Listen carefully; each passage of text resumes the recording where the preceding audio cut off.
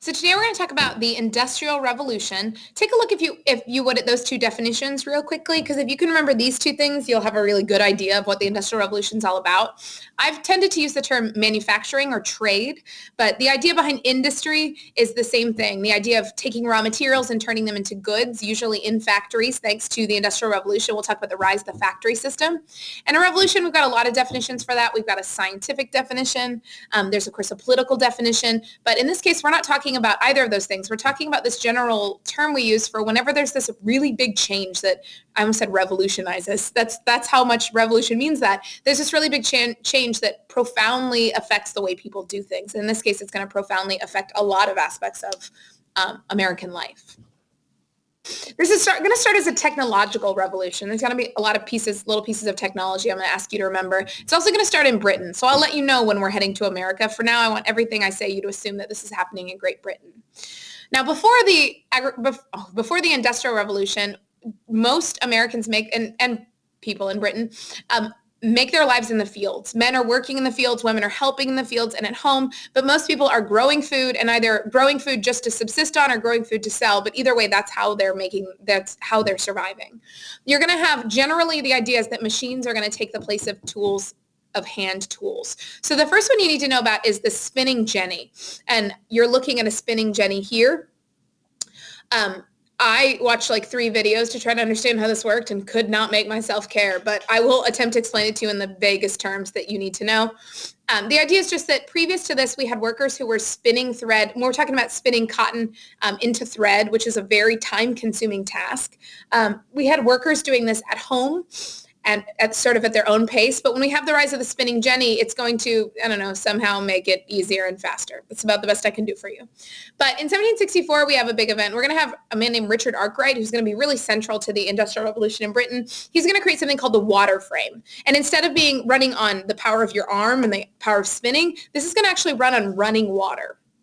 So as you can imagine, you're going to need to have this on, say, a river. So as a result, we're going to see a rise in the mill and creation of mills. And mills are just generally factories that have to run on running water. Like you can see this river here that's built here to make use of this running water.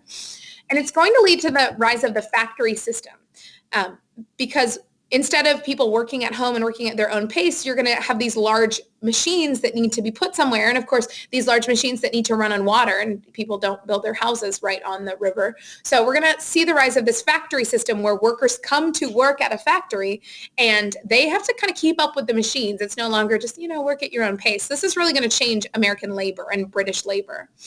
Of course, this requires money to buy machines like this and to buy obviously the real estate on the river and to pay for all the workers. You're going to need money or capital. And capital is just that economic term for the means that you use to start a business and run a business. It's going to require investors. So this is going to see even more of the rise of the investment class. So all that being said, after about 20 years from 1764 to 1784, you're going to see the thread being produced 24 times faster. After running water power, we're going to have the development of steam power. One of the drawbacks of river power, which I never thought of but makes sense, in a dry season, you're not going to have the same level of power. And it's going to be harder to find labor because these, of course, having to be built on rivers, are not going to be in the center of town. So it's going to be harder to find employees who are going to come out and actually work there. So when we have the advent of steam power, and this is an image of steam power that I don't understand and I will not purport to or pretend to, with steam power, we're going to be able to build our factories anywhere we like, and we're going to build them in cities because if we build them in cities, we're going to have a built-in supply of labor, and there's going to be cheap labor, you'll see. So remember when I told you how the reason tariffs were necessary was because Britain was able to create, say, textile cloth goods more cheaply than we were? Well, there's a reason for that, and this is it. This is the reason why the British are going to be so much more successful and be able to create more efficiently and thus more cheaply these textile goods. This is part of that reason, and Britain's going to try really hard to keep this a secret. Obviously, if you have other companies find out exactly how you make your secret sauce, it's no longer secret sauce, and they're also going to have it, so you won't be able to charge for it. But our first corporate spy, that's what we call someone who works for one company to get information and then shares it with another company. We have our first ever corporate spy in Samuel Slater, who in 1789, he was an apprentice. He worked for Richard Arkwright. He's going to memorize the plans. That's what he's going to do. He's going to pour over, look at the machines, and he's going to memorize them to the point where he's sure that he can build or recreate that machine. And he's going to emigrate, and he's going to move to New York. Of course, he's just an apprentice. He doesn't have the means. Remember, he doesn't have the capital. So he needs to find a wealthy man like Moses Brown to partner with. So he's going to partner with this guy, and they're going to build the first textile mill in America. So this is really where the American Industrial Revolution is going to kick off. Real quick, I do want you to remember the War of 1812. Part of the British methods for fighting the War of 1812 was to blockade our coastline. Remember, a blockade just kind of like closes you in and makes it so you're not able to trade. Because of that blockade, New England is going to be especially hurt because New England is where they're doing a lot of manufacturing and trading. But I told you that there was a benefit to this as well, just like the embargo. One of the benefits is that without the ability to trade, that New England's going to start to get better and better at developing its own manufacturing factories and creating its own goods. Now, we always learn about the Lowell mills. I'm yet to be able to tell you why the Lowell mills are so special, particularly because the Lowell mills are not the norm. The Lowell mills are very much atypical. They're a special case, but because they're some of the earliest ones in America, we talk about them.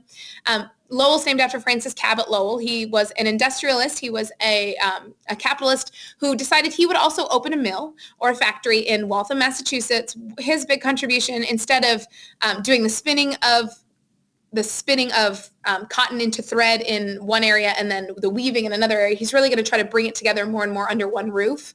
What makes him atypical or not normal is that he treated his employees really well. You'll see that when we talk about Lowell, we're almost always talking about the Lowell girls, because what Lowell did was hire only young, unmarried women from local farms. Now, that makes it sound a little shady, but it's not. What he did was he built a town around his mill. He built boarding houses where the women were able to stay, and they were very safe. They were under very strict supervision, so their families didn't need to worry about them getting up to whatever unwatched, unmarried girls do. He built libraries and hospitals, and that's what really set it apart, was these Lowell girls who would otherwise have been working the fields for their families were able to attend lectures. They were able to get an education. Like I said, they had access to libraries. So this was one advantage for them, is that they really got to experience things that they would not have if not for that. Now, these two ideas I shouldn't have put on the slide. They don't really fit into it. Sorry. But you do need to be aware of the idea of interchangeable parts, and we'll talk more about those. But part of the idea of interchangeable parts is that in the past, you had people who were artisans. You had people who were clock makers, for example, or gun makers, and they made the entire clock or they made the entire gun, and they handcrafted it. It was sort of custom made every single time. So if your clock broke or your gun broke, you had to take it back to that artisan who would craft a new piece. And while this may lead to really nice products, it's very slow. So you're going to have this idea of interchangeable parts, of mass producing, of me not only kind of like an assembly line idea. I hope you can picture an assembly line where each person's job is to put on another part. But this is going to be the idea of making a million guns in the exact same way and having the parts be interchangeable so that we can repair them quickly and create them quickly. Obviously, this is going to be more efficient. And when I say efficient, I mean you can do it quickly and for less money, because the lower I can make my costs, then the lower I can make my price and still make money. Because remember, we're trying to compete with Great Britain, who's kind of got a leg up on us. I say the Lowell mills are exceptional, by which I mean they're not normal, not like great. The Lowell mills are exceptional because typically the factory conditions were very poor, and this is also where we see the rise of child labor. And you should be aware that we had children as young as 7 or 8 who were working in these factories. This is one of those iconic images of child labor. These were very unsafe conditions. These machines were not made to protect people. These machines were made to do their job very quickly and at times very dangerously. These children are going to be robbed of their opportunity for education. Unlike Lowell, they were not also going to school. They were sent there to raise money for their families who may have been desperately in need of it. And by 1824, we're going to have over 1 million children between the ages of 10 and 15 who are working in factories. The factories themselves are not great. They're very poorly lit, not a lot of fresh air. They're not created for the comfort of their workers. They're created for the efficiency of the job. You'll see a lot of not dangerous injuries, but you'll see they're very dangerous, and this leads to some serious injuries, and these people are not going to be taken care of. They're not going to be given workman's compensation or sent to the doctor or given money until they're better. They're just going to be cut loose, and then they're going to be dependent on their families to take care of them. Like you saw on the other slide, these people, children and adults, are going to work 12 to 14-hour work days. Now, this is where you're going to start to see them agitating for better treatment. They're going to call for an 8-hour work day, which is, as you know, what we ended up with now. They're saying their slogan was 8 hours for work, 8 hours for sleep, and 8 hours for God and family, or God and brethren. So it's a long way off that we'll have labor laws, but this is going to be the beginning of people kind of organizing to improve labor conditions. Last but not least, we have urbanization. I hope you know the idea of urban is city, suburban is going to be the area right around a city, and then of course rural is going to be outside in the country. Urbanization is, as you can imagine, the rise of cities. And the Industrial Revolution is what makes the rise of cities possible. Now, we had cities, of course. In 1790, New York City had 33,000 people, but I would point out that compared to the cities of Europe, and even compared to the cities of the ancient Aztecs, this was like a small town. But you are going to see its rise. This is New York City in 1850.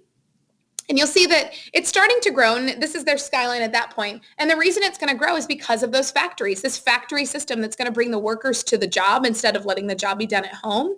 And people who've been traditionally, and this always happens, people who've traditionally engaged in agriculture and struggled on small farms to live are going to be really attracted to the steady work, even if it is very hard.